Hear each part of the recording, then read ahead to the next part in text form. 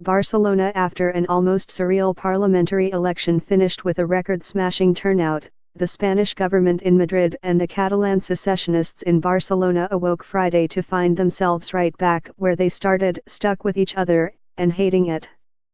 The three pro-independence parties won a paper-thin majority of seats in the Catalan parliament, an electoral sprint made more impressive because one of their leaders was in prison and the others in exile. But the secessionists did not win the future, not with this election, anyway. Despite a turnout of more than 80% of 5.5 million eligible voters, the pro-independence parties captured less than half the vote, 48%. Their opponents argue that this is hardly a mandate to declare independence and secede from Spain. Catalonia's pro-independence parties win parliamentary election, dealing blow to Spanish government.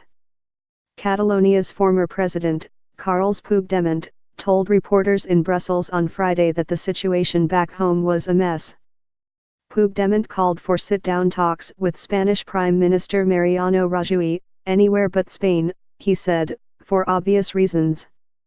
The main reason is that in Spain, Puigdemont faces arrest on charges of sedition and rebellion, crimes that carry a 30-year prison sentence. Now is the time for dialogue, Puigdemont said. The Spanish Prime Minister was dismissive. Rajoy said Friday that he would talk with whoever became the new head of the regional government, but they would have to do so in Catalonia. Rajoy added that he would prefer to negotiate with Inés Arrimadas, the leader of the Citizens' Party, which was the top vote-getter in the Catalan elections and ran on a platform of opposing secession. Her party did the best of any anti-independence party in Catalonia's recent history, though they fell short of getting enough votes to form a new government. But there is not much time. The law requires that a new government be in place by late January.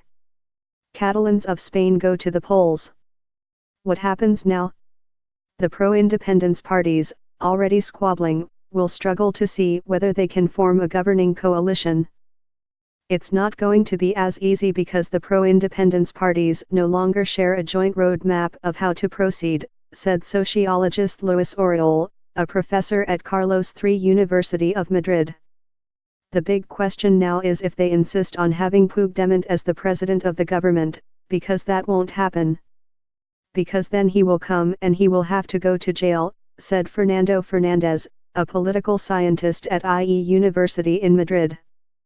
Fernández said the separatist parties could decide to form a government that seeks something short of independence, without Puigdemont at the helm. Short of that, the impasse between the separatist bloc and the central government in Madrid is likely to continue. No Spanish president will ever negotiate with any Catalan president outside of Spain, Fernández said. That will not happen.